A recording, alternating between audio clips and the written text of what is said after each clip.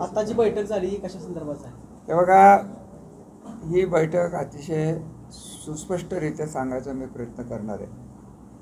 असं आहे, इलेक्शन आता कुठल्याही क्षणीला डिक्लेअर होईल लोकसभेची, याच्यात काही शंका नाही.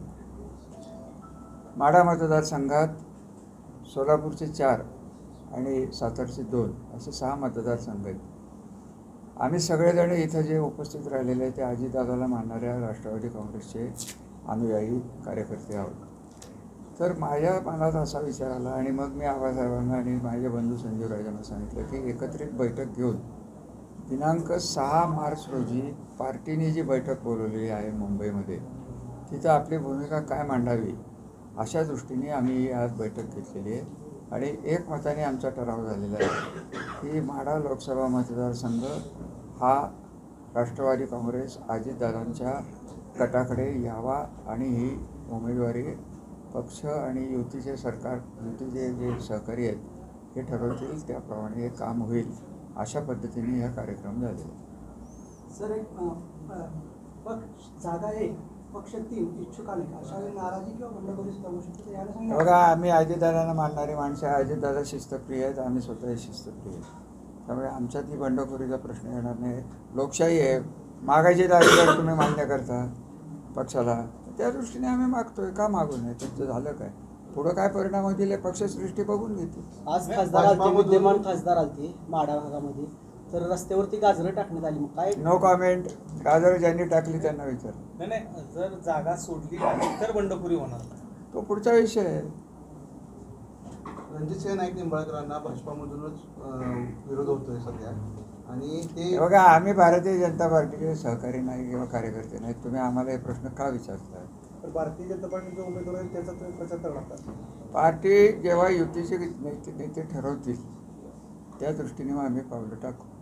तो काही विषय आज आमच्या पुढे नाही. आमच्या पुढे 6 तारखेला पार्टीची मीटिंग जी होणार आहे तिथं आम्ही काय भूमिका घ्यावी, कशा पद्धतीने भूमिका घ्यावी, मर्यादित वेळ असतो, एक अर्धा पाऊण तास मिळतो प्रत्येक मतदारसंघाला चर्चा करायला.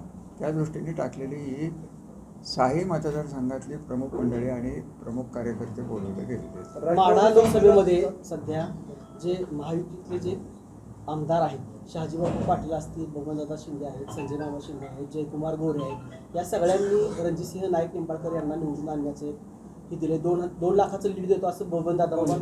मग तसं तुमच्या पाठीमागे येऊन असं का आतापर्यंत कुणी हे केलं नाही? की त्यासाठी ती मीटिंग घेतली. त्यांनी केलं, त्यांच्या पद्धतीने केलं. बबनदादांनी महायुतीत असल्यामुळे त्यांनी त्यांची मतं मांडली, परंतु शेवटी बबनदादा राष्ट्रवादीचेच आमदार आहेत. राष्ट्रवादीत जे ठरेल, बबनदादाचा जर विरोध असता याला तर मग रणजितराव आलेच नसतं. त्यामुळे आज बसलो आहे आम्ही पार्टी म्हणून बसलो आहे. तिथं बोलणं जाईल आणि तिथं जेव्हा युती ठरेल तेव्हा आमचे दादा, आमचे प्रतिनिधी, आमचे नेते त्यांच्या पद्धतीने तिथं शिस्तीत मांडतील काय मांडलं. उमेदवार आम्ही आज चर्चाही केलेली नाही आणि बोलणारही नाही. आम्हाला पहिल्यांदा मतदारसंघ सोडून घेणं महत्त्वाचं.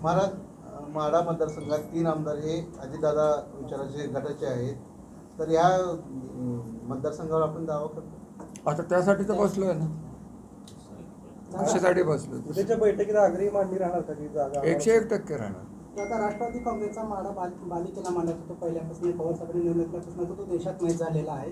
आपण सीट मागत आहात, ती जागा मागत आहात. अशा वेळी पवारसाहेब सीट नाही मागत आहे, आम्ही मतदारसंघ राष्ट्रवादीला घ्यावा असं मागतो. अशा वेळी पवारसाहेब गटाचं तुम्हाला आव्हान वाटत नाही? नाही, आम्हाला नाही वाटत. कारण आम्ही आमचा निर्णय केलेला आहे. त्याचे बरे वाईट होण्याचे परिणाम आमच्यावर, म्हणजे इथं बसलेल्या प्रत्येक माणसाला शरद पवारांच्या विषयी आदर आणि प्रेम.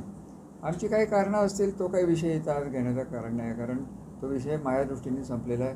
वाटा वेगळ्या झालेल्या आहेत. आता जे काही होईल ते होईल, लोक ठरवतील.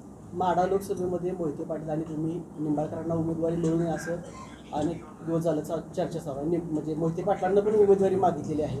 तुम्ही जर राष्ट्रवादीला जर मतदारसंघ मांडला तर मोहिते पाटलांच्या बरोबर चर्चा झाली का काय? सगळ्या नंतरच्या गोष्टी येतो. आम्हाला सुटला तर मग मोहिते पाटील काय करणार आहेत? हे आम्हाला म्हणजे मला नाही, निंबाळकरांना नाही, राष्ट्रवादीला. त्यामुळे ह्या सगळ्या पुढच्या तुम्ही जे भविष्यात जो वेध घेताय ना, तो आम्ही 6 तारखेचा वेध घेतोय फक्त.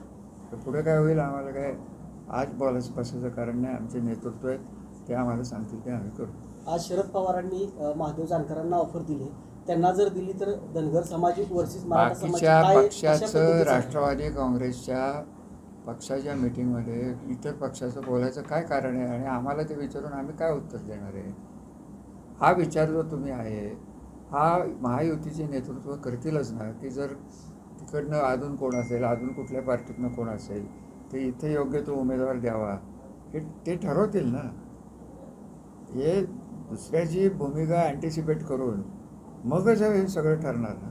आज आमची अतिशय मर्यादित भूमिका आहे की आम्हाला राष्ट्रवादी काँग्रेस माढा मतदारसंघातले 6 मतदारसंघाची एक मुखानी मागणी आहे की आम्हाला खासदारकीची सीट मिळावी. शांततेत ही मागणी होईल का? तर रामदास कदम कालच म्हटले की सगळ्या जागा भाजपलाच पाहिजेत का, अशा पद्धतीचं वक्तव्य त्यांनी केलं. पण मी तुम्हाला रत्नागिरीला त्याला रस्ता सांगू का? सध्याचे विद्यमान जे खासदार आहेत माढ्याचे त्यांच्या कामावर आपण समाधानी आहात? मी त्यांना विरोध केलेला आहे, त्यामुळे मी समाधानी आहे का असमाधानी आहे? मामाचा मी खंदा प्रचारक होतो, त्यामुळे मला विचारण्याचाही अर्थ नाही, विचारणं म्हणजे अर्थही नाही. कारण त्यांचे काम काय आहे हे मला ते दृष्टिक्षेपात बघायला मिळालं नाही. माझ्या मताने तुम्ही विषय काढला म्हणून माढ्याला खासदार आहे तो मी तर बघितलेला नाही, तो अदृश्यच आहे असं माझं म्हणणं आहे. तर आपलं मतदारसंघ 2 ह्याच्यात विभागला जातो आणि सातारा जिल्ह्यात तुमचं भूमिका अनन्यसाधारण मत आणि आज तर तुम्ही भूमिका मांडली नाही. ही भूमिका मांडण्यापूर्वी पक्षश्रेष्ठीची काही प्राथमिक चर्चा केली होती का? आम्हाला लोकशाही आहे आमच्या पक्षात, आम्ही जिल्ह्यावर काम करणारी मंडळी आहे. ठीक आहे, मी वरिष्ठ असेल किंवा ज्येष्ठ असेल, आम्ही आमच्या भावना इथं एकमेकाशी एक्सचेंज शेअर करतो आहे आणि त्या भूमिका आम्ही तिथं 6 तारखेला मांडणार आहे. सगळ्या पक्षश्रेष्ठीच्या मतदान याचा काही प्रश्न येत नाही. आम्ही काय महायुतीला विरोध केला आहे का? आम्ही म्हणलं आहे का आम्हाला जर नाही मिळालं तर आम्ही काय करायचं? असं काही चर्चा इथं झालेली नाही. आम्हालाच पाहिजे एवढंच आमचं म्हणणं. एबीपी माझा, उघडा डोळे बघा नीट.